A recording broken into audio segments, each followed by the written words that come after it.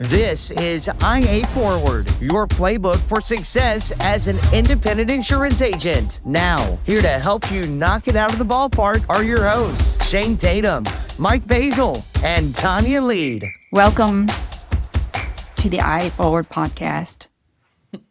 We have a special tribute today before we begin. For decades, Huntington, Texas proudly operated with a single red light. It faithfully served through hunting seasons, adventures at the lake, and countless trips to and from the Integra office. For generations, it thankfully stood and watched over the little town, asking only that drivers pause briefly before continuing on their way. It never sought recognition. It never complained. It simply did its job. Then Integra kept growing, and more people started coming to town. And on June 9th, its tenure as Huntington's only red light came to an end. This original light is survived by its new counterpart and a community adjusting to this level of extraordinary metropolitan development. Shane and his family don't want to take all the credit, but they're not ruling out that this second light is due to their growth. The citizens of Huntington, Texas request privacy as the town adjusts to this unprecedented level of infrastructure. Oh my goodness. I heard they've started calling you East Houston now. It's North Houston. It's North Houston. North yes. Houston. We're a Houston suburb. We're, it's 2 hours to get there, but it's grabbing us, right? It's clawing at us and it's pulling us in. And it's all downhill from here.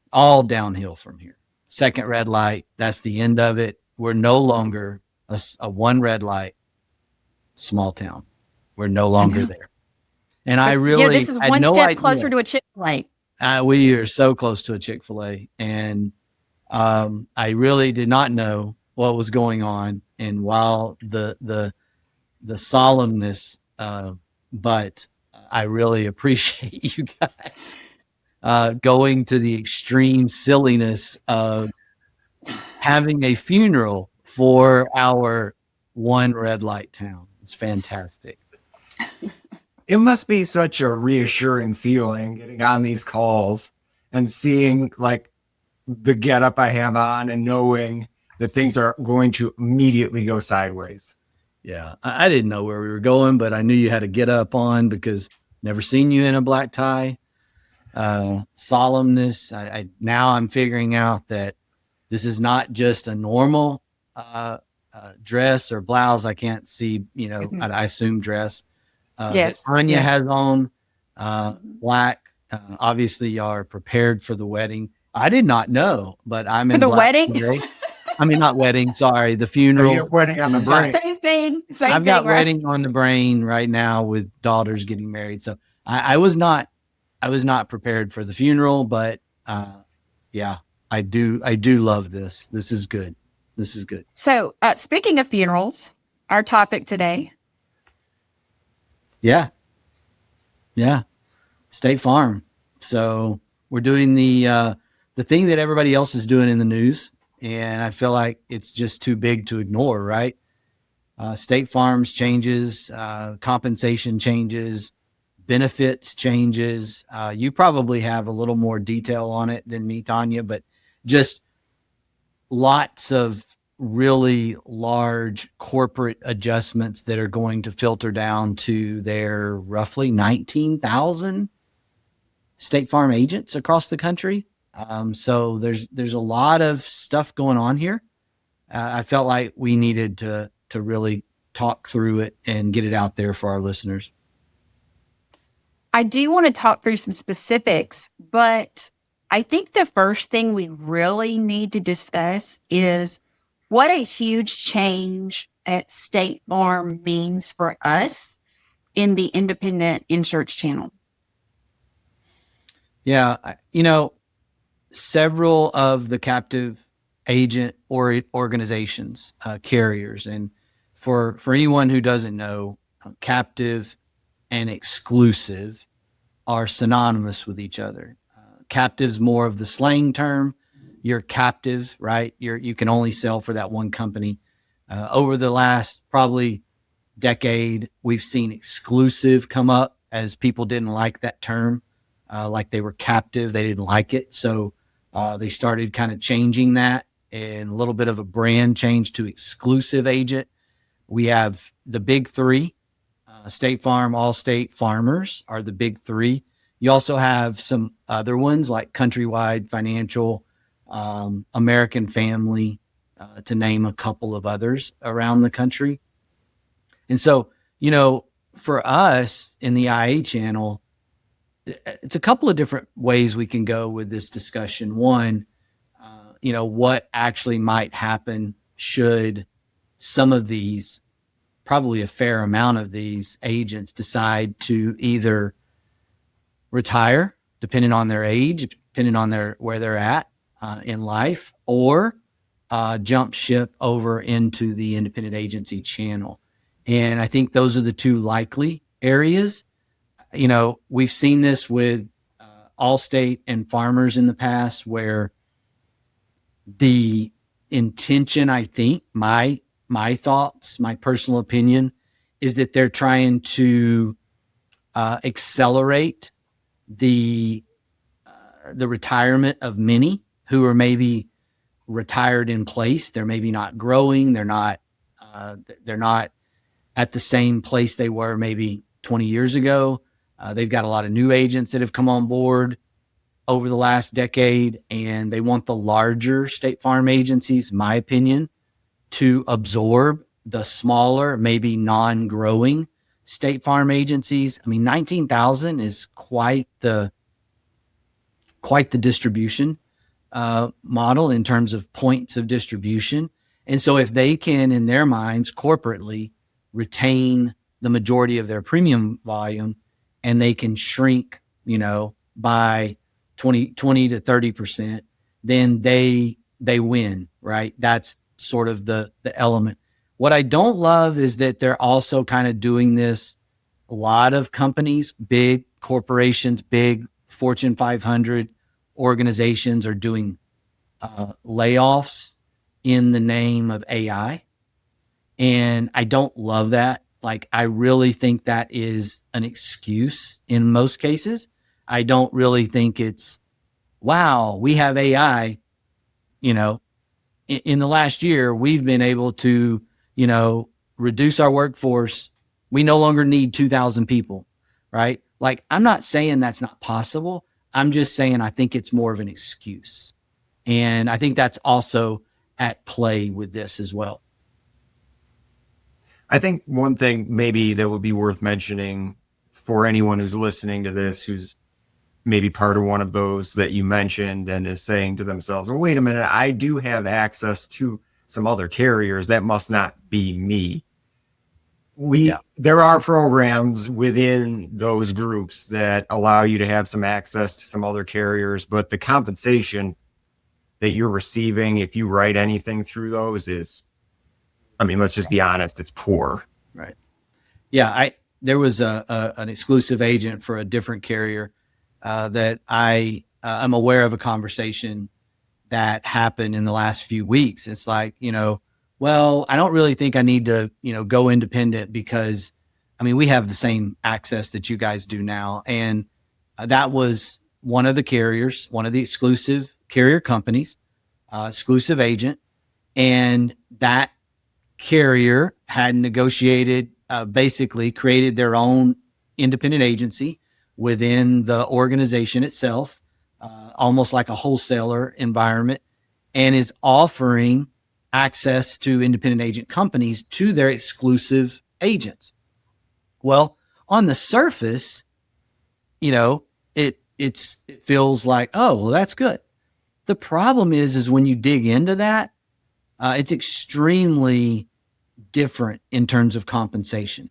And what they're doing is they're trying to stop the exodus, right?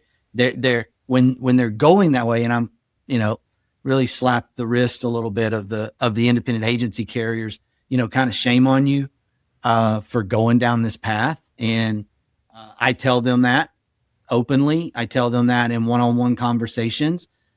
Shame on your national account groups for going down that path and deciding to do business with a captive organization's agents.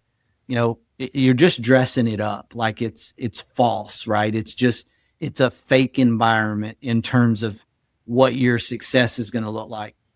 What's disappointing to me on that is that, we were told as a network 20 years ago, you can't do business with an exclusive agent organization as an alternative market because you're going to get adversely selected against. And we don't want to be adversely selected against. And yet now those same carriers are going into those organizations and doing that. And so I think in the name of just distribution, we kind of lose our way a little bit here and there. But it's not the same thing, Mike, to your point. It's not the same thing. They're going to push their primary market, right? They're going to push themselves first and these other markets as an alternative, which is not going to end well for the independent agency carriers that are doing business there. This is a little off the topic, but we don't do that here. We don't do that. We need to stay focused on the topic. Yes, squirrel. But being in Florida, and this was an experience that we had a few years ago, when you're an exclusive agent and your company decides they're not going to write homeowners in a specific state, then I understand offering those independent carriers to your exclusive agent, because there's no other way that your agents can make a living, right? And for instance, Allstate wasn't doing home in Florida when we bought our house, right? And I don't know if they are now, but the Allstate agent here in Pensacola was offering the same carriers that the independent agents in Pensacola were, simply because so many people weren't writing home in Florida at the time. So I understand it from that perspective, but like Mike said, the compensation isn't nearly the same. But back to today's topic. Well, I want to touch on that real quick. Okay. And just because I do think Florida. Minutes. Yeah, we'll be back to you in 10 minutes when I finish my second monologue. So Florida is a unique animal in that. And I think the difference I want to point out is those are not necessarily the same independent agency companies I'm talking about. Like, there are a lot of independent agency companies who are really not exclusive to the independent agency channel that offer a monoline home offering, or a monoline home, or a monoline dwelling fire. And in the Florida space, that happens along the coast in Texas, Louisiana, all throughout the Gulf Coast. That happens where they're monoline personal lines property carriers. And yes, they have different channels, right? They work with the Farmers channel, the State Farm channel, the Allstate channel. They work with the independent agency channel, and they're all kind of doing business within those environments.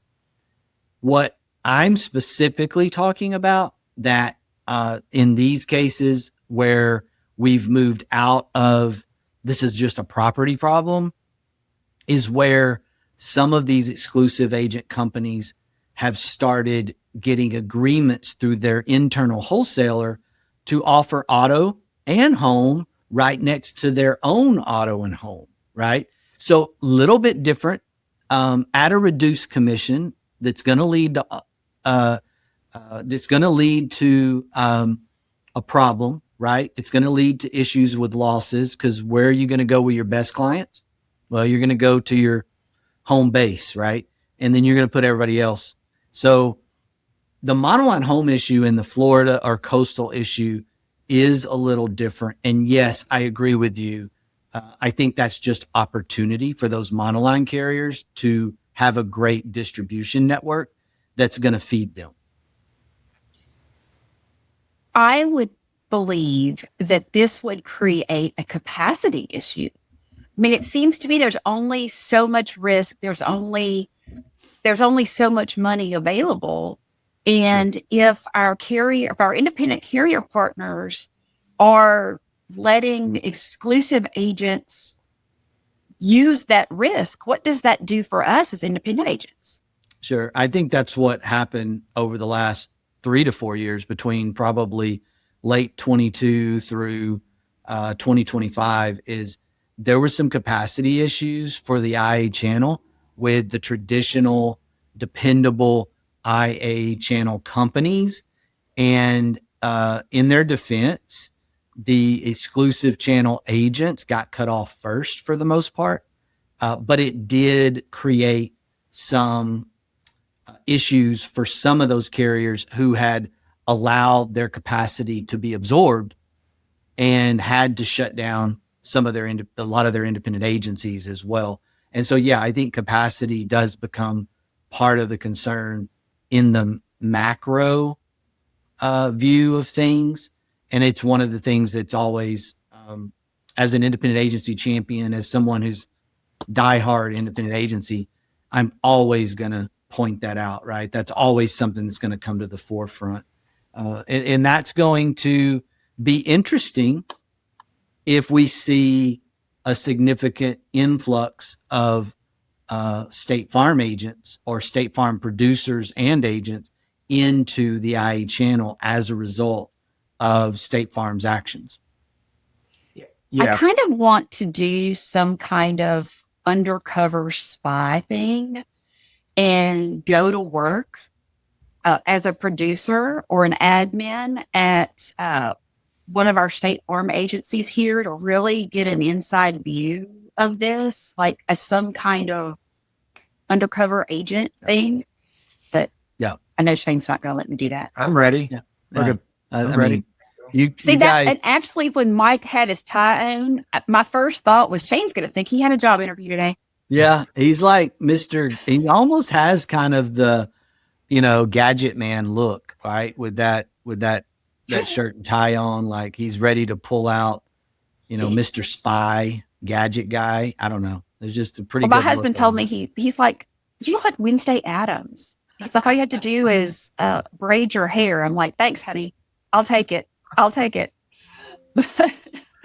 good. But some specifics on this State Farm announcement, right? I mean, we're talking about shifting compensation. We're talking about eliminating company provided health insurance for agents and spouses. We're talking about eliminating their annual investment payment program. They're transitioning everybody to a single contract structure, which Shane will tell you that's what you should do anyway. Absolutely. But, everybody should have the same contract. But reducing retiree benefits for not only for former agents, but for their surviving spouses, like that's huge to me, right? And so the whole thing they're calling it is this State Farm next gen neighbor kind of thing. And next gen good neighbor. That's what they're calling it. Moving to a human digital model. Yeah. But it somewhat reminds me, growing up in West Monroe, Louisiana, State Farm was a huge employer for us in the area. And with really no notice, I think they were the second largest employer in Washoe Parish where I grew up, and with absolutely like zero notice, they just shut down. And so it put thousands and thousands of people in this small town in North Louisiana, like out of jobs with really very, very little notice. And looking at the way this rolled out, it kind of triggered those memories of that happening to the town that I'm from. And these great resets that they have, and when they change these rules like this whole idea of, State Farm is there just doesn't feel like State Farm's there anymore. Yeah. Before we get into the actual specifics, I just wanted to say one thing real quick. This is an industry, insurance, based on risk mitigation, right? Like that's what we're always doing, risk mitigation.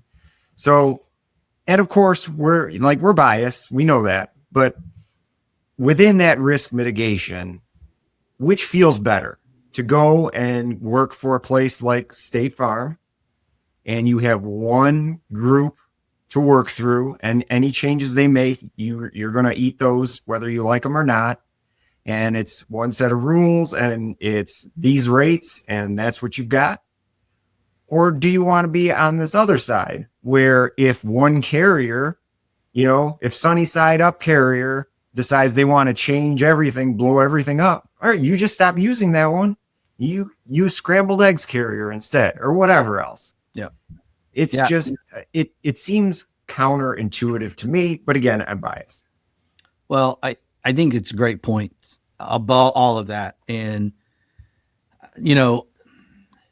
for years and years, it was, the brand, right? The brand brings me clients. I hang my shingle out. If I can get approved, if I can get into becoming a State Farm agent, then I'm going to do well because the brand is so strong across all markets. Like you have to give them, hats off to them for building their brand well through the years.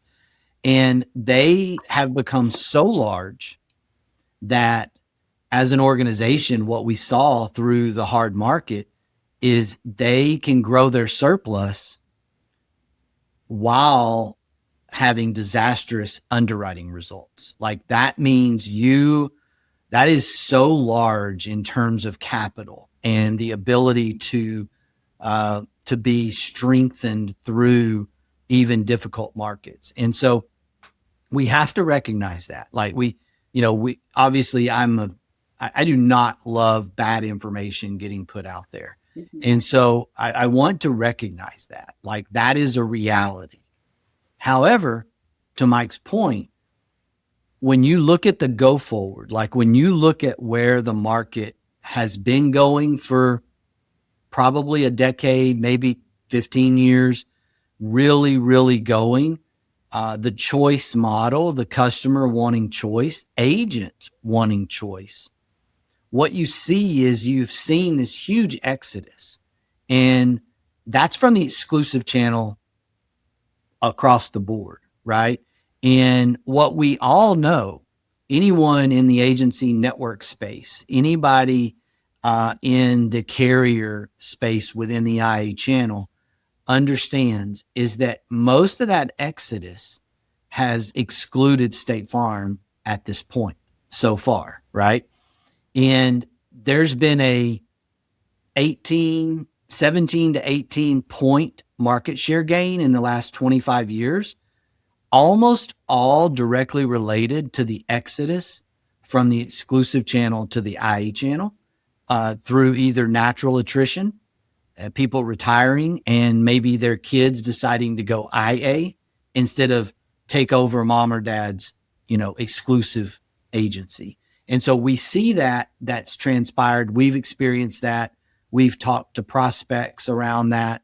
And this is like the final ball to drop is kind of the way I see that. Right. And this isn't new. It's just the first time that State Farm has done it. They did have a contract change a few years ago. I think it's been a little while now, maybe 10, 15. It wasn't quite as drastic. This is kind of like kaboom kind of drastic in my view. I want to add one thing though, before we go too far down the rabbit hole. The whole benefits, like mainly around healthcare, that I'm going to defend them a little bit there. It's very difficult to be independent contractor based and provide some type of healthcare in the world of the ACA environment, the Obamacare environment.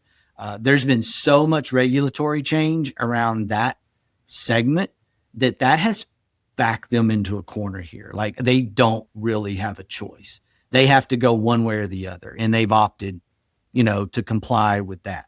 And so they get a little pass on that part. Now, the commission change to variable or more incentive-based compensation just to earn a base, that is the part that's going to rub a lot of agents the wrong way. I want to know how much of this reaction is really financial and how much of this is emotional, right? And I'm asking this question to the guy who is even keeled and doesn't believe that you should get emotional about business, right? I mean, it's all about looking at it very logically and there's no emotion behind it. But,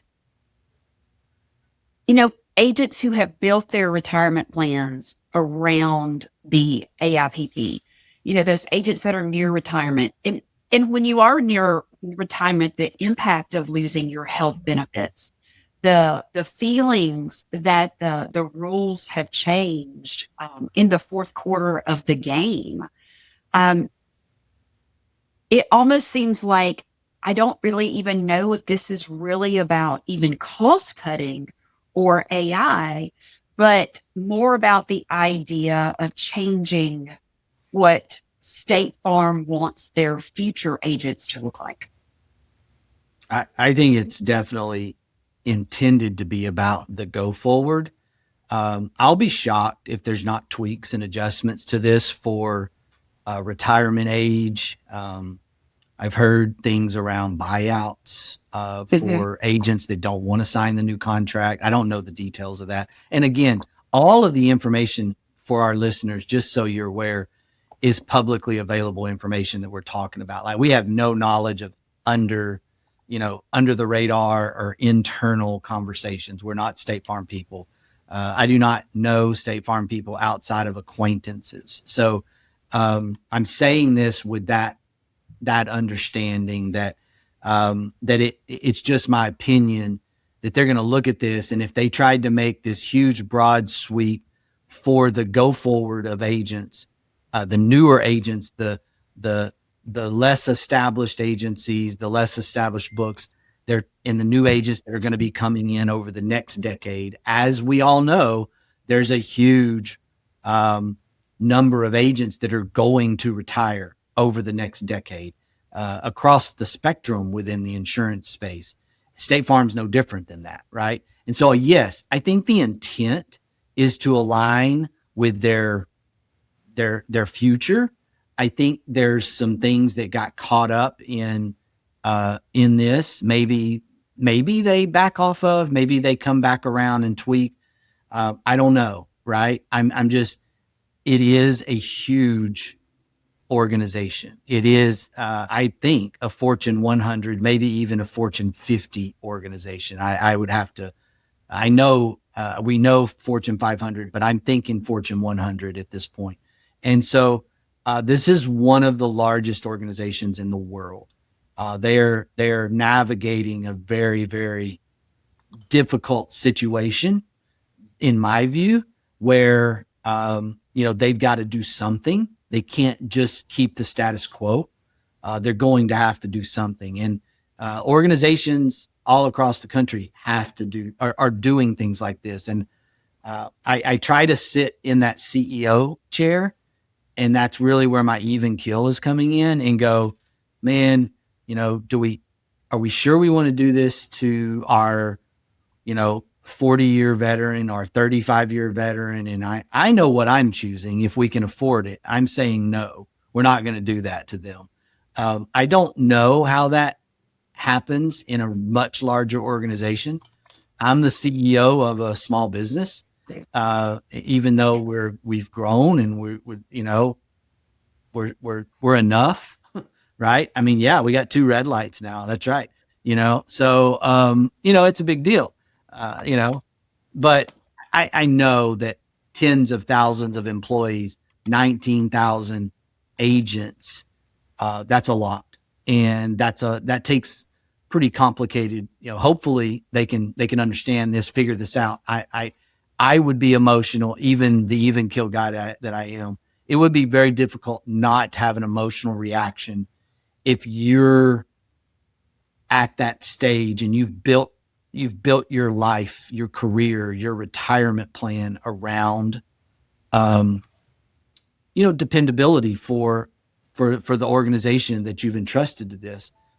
And I really think that's the conversation today to younger agents in the spectrum is the biggest difference in the independent agency space and the exclusive agency space.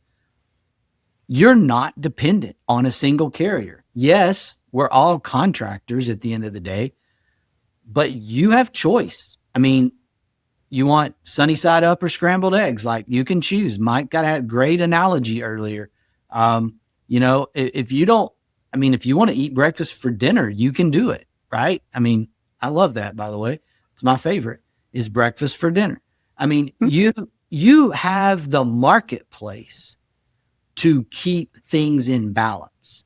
And if they all decide to get together and go down a path that's somewhat colluding, then they're breaking the law, right? And so that generally would never happen in the independent agency space because someone's going to swoop in and say, ooh, opportunity, right? I mean, we see it. We see it with Geico's entry into the independent agency space.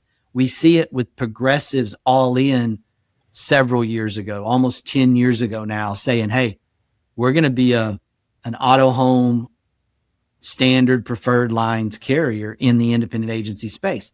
They were not that, in 2010 or 2005 or before. Market conditions and the reaction to market conditions in the independent agency space allows for the marketplace to take care of what's happening to State Farm agents right now. So for State Farm, life and health is part of the deal, right? Oh, yeah. So sticking with the analogy, the chicken or the egg, for State Farm agents, what comes first, life and health or P&C? P&C. I think it's P&C, but it is the exclusive agent problem. They make so much money off of their life insurance operations. I'll exclude health for a second, just say life. They make so much money. They're so profitable off their life insurance operations. And this is not specific to State Farm. This is all exclusive organizations out there, that it funds their ability on their investment side to kind of do some things on their property and casualty rate making and filings and be competitive in the market. Sometimes they will lose money on an underwriting basis on their property and casualty because they're making so much money on life plus investments. And that obviously is why you see those organizations say, hey, if you don't sell this many life insurance policies by this date, your contract's going to be terminated. You're never going to feel that. You're never going to feel that in the independent agency space. So that's a lot of pressure, and that's pressure that someone may not want. That may not be something they would care to sell. But what about that person who's on the fence? Like, okay, I don't like what just happened here. I'm thinking about leaving. Life and health is something life, let's just say, is something I have traditionally done well at. Do I still want to, is that something they should want to do when they go independent? Is it something they should stay away from? What is the thought on that? I have always believed that when someone goes from the exclusive channel to the IA channel, they should continue doing what they're doing because that's what made them successful, right? So if they are life insurance, right, they write life insurance and write enough life insurance. I think it's a great sticky product for growing your policy per client. And I think you should continue to sell life insurance. I think what happens is they get beat over the head with it, and they kind of throw the baby out with the bathwater kind of thing. And they're like, I don't want to sell any more life insurance. I think that's a wrong move for an agent who's moving into the independent agency space, because if they've always sold life insurance, they should continue to sell it because it's what they know and what they do. It's not going to be one of these things that you have to, or else, but you should want to, because it's good for your clients. Everybody needs a life insurance policy. And it's good for the stickiness within your book of being able to say auto, home, maybe a boat or an RV, umbrella policy, if they're in that range, life insurance policy. Like, there are lots of statistics over and over and over again that talk about when you have an auto, home, and you add a life policy, how sticky, like upwards of 96 to 97% retention of that client once you go there. I think there are some specific behaviors that State Farm is trying to create with this. And they're somewhat interesting to me from the independent agent perspective. And State Farm has always been great at retention. Retention has been their jewel in the crown, right? Sure.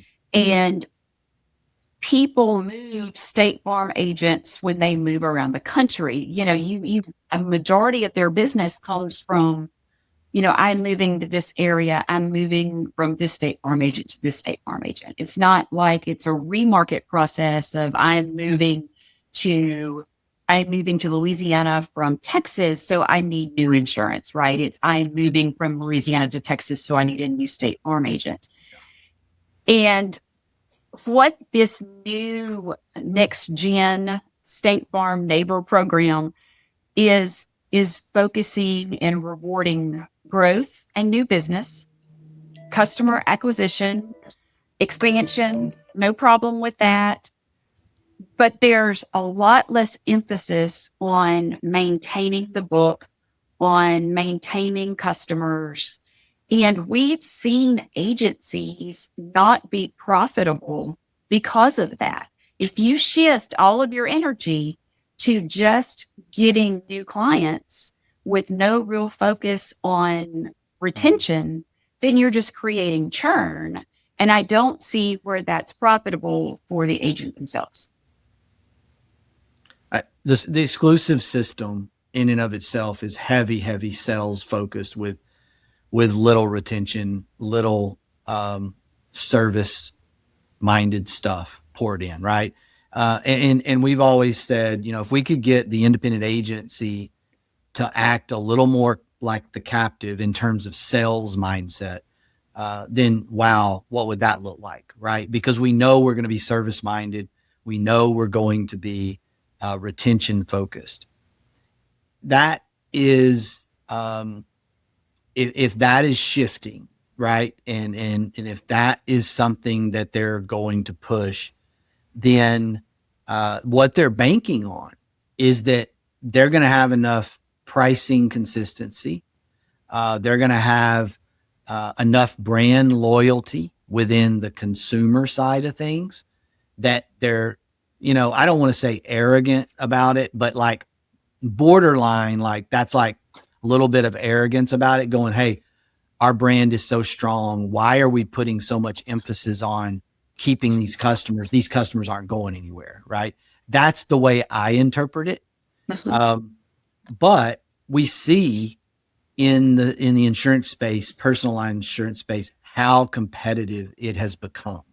And so, you know, maybe it's just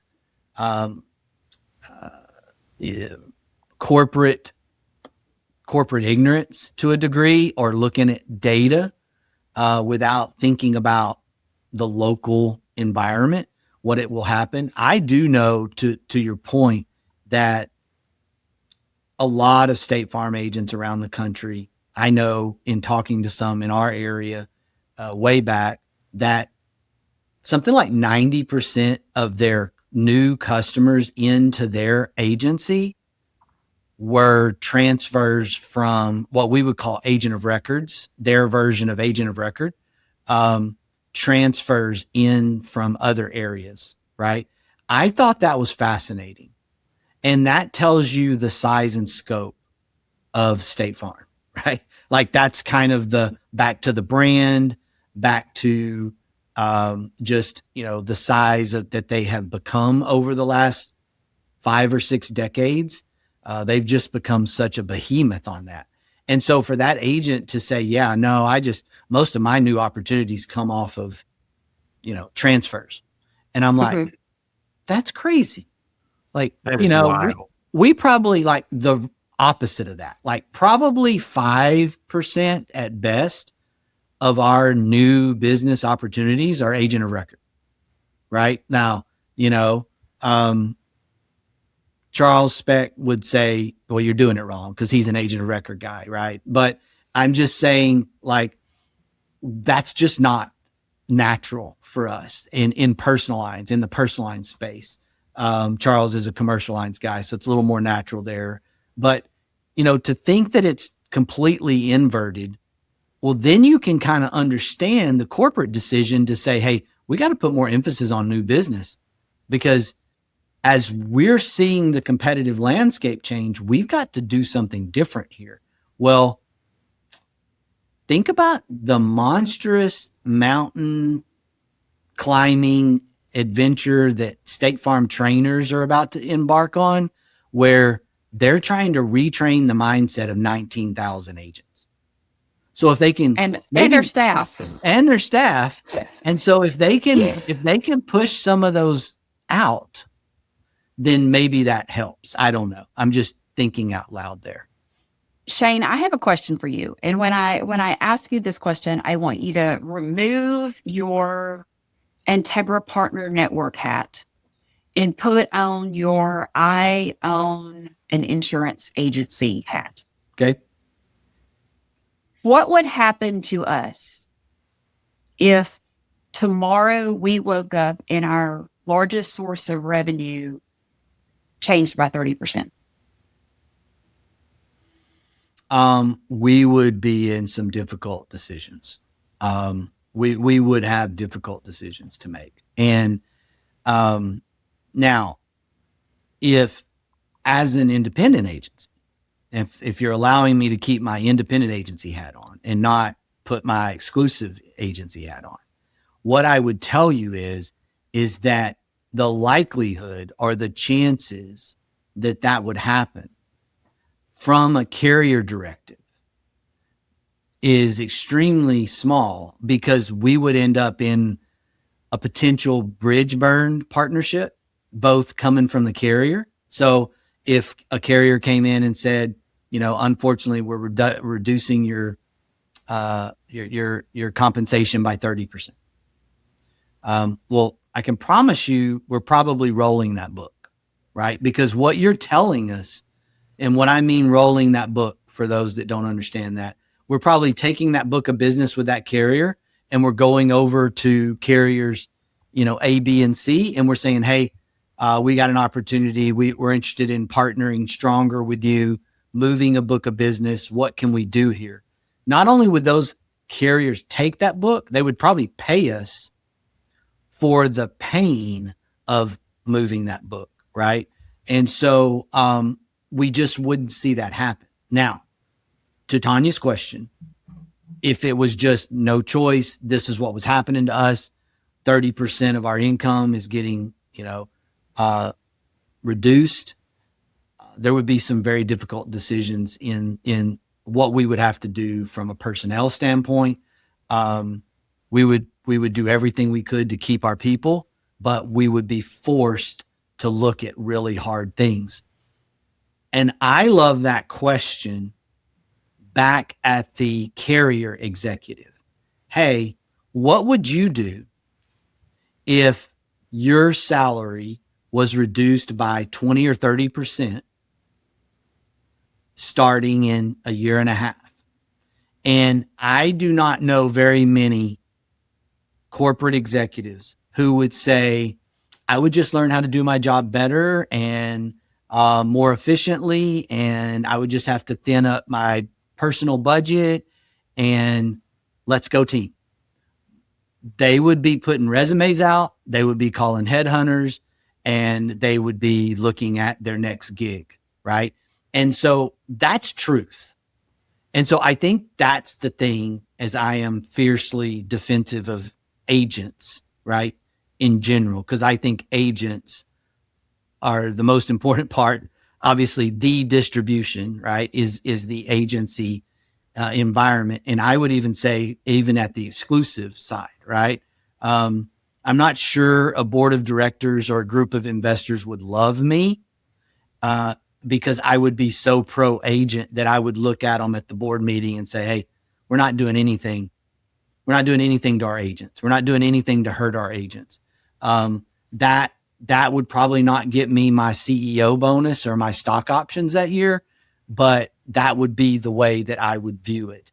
And my contention is the company that takes care of their agents, that really caters to their agency force, they're going to win. And so when I see things like this, I'm just looking at it going, man, they're shooting themselves in the foot. And we've seen it with other carriers, right? We've seen it with other exclusive carriers, and some of those carriers have still not they've still not overcome shooting themselves in the foot a decade ago. But captive carrier making these types of changes is not as bad for themselves as an independent. I mean, it is survival of the fittest on the independent side, to the point you were just making. If you make all these changes to compensation, these independent agents are just going to remarket and go somewhere else. And then, I mean, short of you being at a point where you're going to have to declare bankruptcy, a carrier on the independent side cannot make changes like that. Right. Well, what we saw in the most difficult market in generation, at least one generation, maybe two generations over the last 3 years, is they were really careful about messing with their compensation.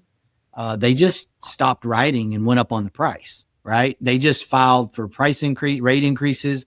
They slowed down their new business acquisition to survive. But hey, kudos to, I'm gonna give a shout out to Germania, a farm mutual here in Texas.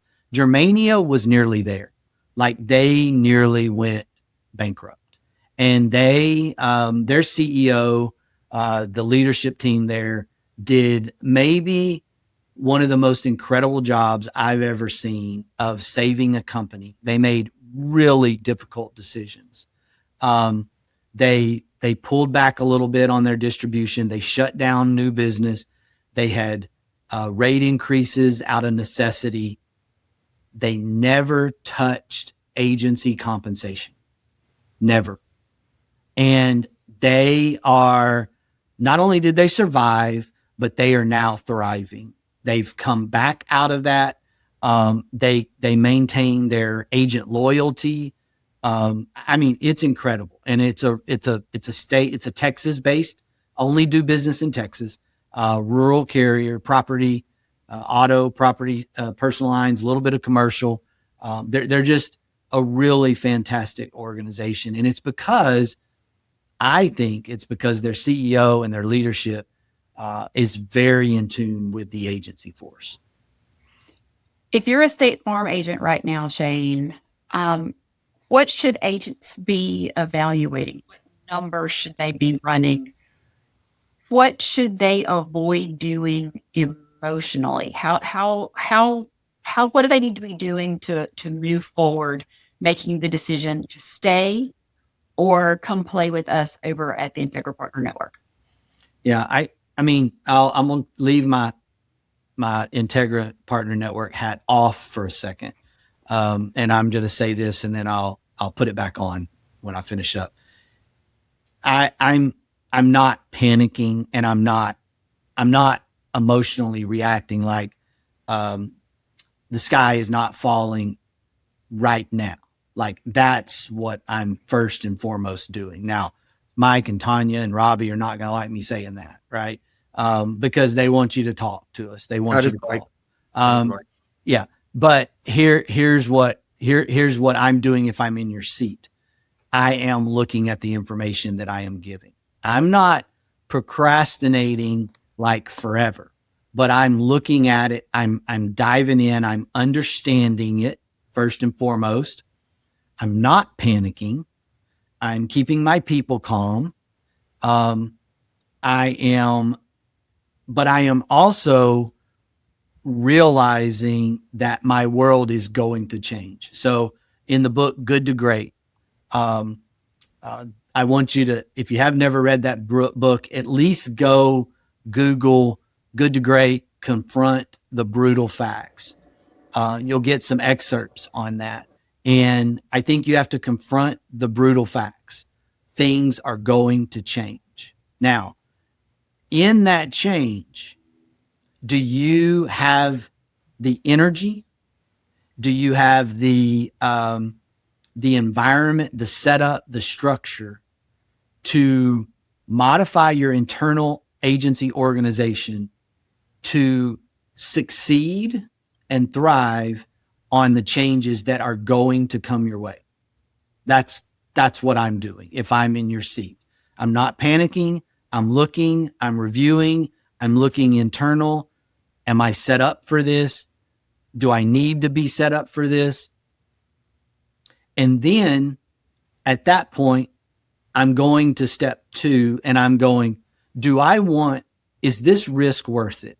Do I want someone dictating to me my success or failure, or do I want to bet on myself? Right? And this is where I'm putting my agency network, Integra partner network hat back on.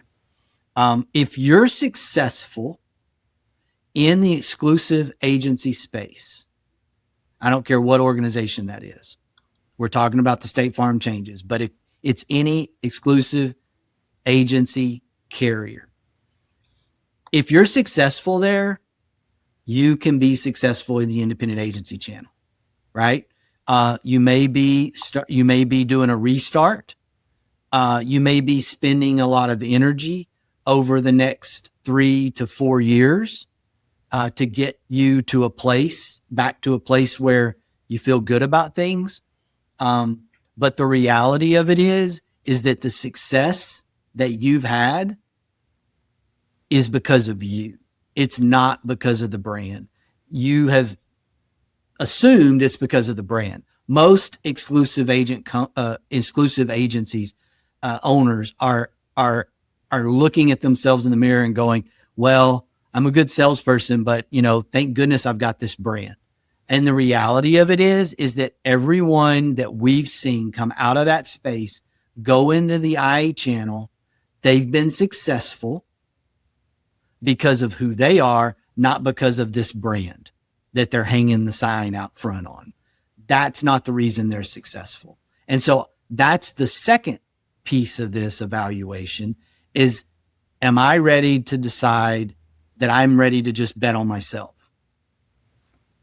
One of the big overlooked opportunities that I think we have right now is that I see this as creating one of the biggest talent shifts that we have seen in years. We know that change creates movement, right? And I think that independent agents are going to see experienced producers entering the market looking for jobs. I think we're going to have new hiring opportunities. I think we're going to see those State Farm producers looking for alternatives. And those State Farm producers have seen what it looks like being with one company and one carrier. And get ready to engage that talent that's about to flood the market, because it's going to happen. Just to add one more thing to Shane's monologue, a third thing, in my opinion, is understand what you are in with your contract. Just know what your chances are in terms of, staying in depends on the carrier, but can you stay in the area you're in? Do you have to move a certain amount of distance away? How long till you can market to your existing client base? those are all things that you're going to want to know before you step out. Just be, just awareness of what you have to do to get out of that. Comply with your contract, right? Like we would always say that to someone. I would say that to someone if I had an exclusive agency owner come to me and say, help me, what should I do? How can I? The first thing I would tell them is comply with your contract. Number one, you don't need it to be in the middle of litigation. You don't need to be in the middle of doing something where your character is called into question, right? That's not who you are. And I know a lot of State Farm agents. I know a lot of really good people that are State Farm agents. You don't want your character called into question. Comply with your contract, right? Just go through that process. That is a huge thing. I would say that to an Allstate agent. I would say that to a Comparion producer, a farmer's agent. Everyone needs to comply with their contract. You sign that thing, comply with it, right? Now, you don't have to sign the new one. You can make that decision, right? I use that kind of like my travel ball discussion with my daughters growing up. Like, hey, season's over. You sure you want to do this again? Like, it was kind of a year-to-year contract, right? And if you sign up again, well, then you got to finish the season. Well, you signed that contract. One of our core values, the first one in the list is honesty wins. You're going to be better off by complying with that contract, right? And that's why, like, I don't see this as a, 90 to 180 day thing happening for even our organization or for State Farm or for other agency networks out there. I see this as a 18 to 24 month thing. And I see it around the reality of just agents understanding where they're at and finally having the confidence to say, I'm gonna do this myself, right? And I say comply with the contract because you're gonna sleep better. You're not gonna have the threat of litigation. And you know what? Whatever company you're an exclusive agent for, they invested a lot in you, trained you, brought you to this point, and it served you well. It wasn't necessarily a mistake, right? I don't see things like that as a mistake. I see a lot of agents that we've worked with, that we've talked to, who have had fantastic training, who are really, really strong agents because of what the first half of their career looked like. Off the State Farm topic, but the sign is red and white. I think that Shane finally opened his Christmas gift for me. I did. I haven't lit it up because it says it has a cord, but I don't have the cord. So I got to look for that. It wasn't in the box. So I don't know if you re-gifted it to me. No, I did not. And you forgot to put the cord in there. Did you do that? No, I did not re-gift it.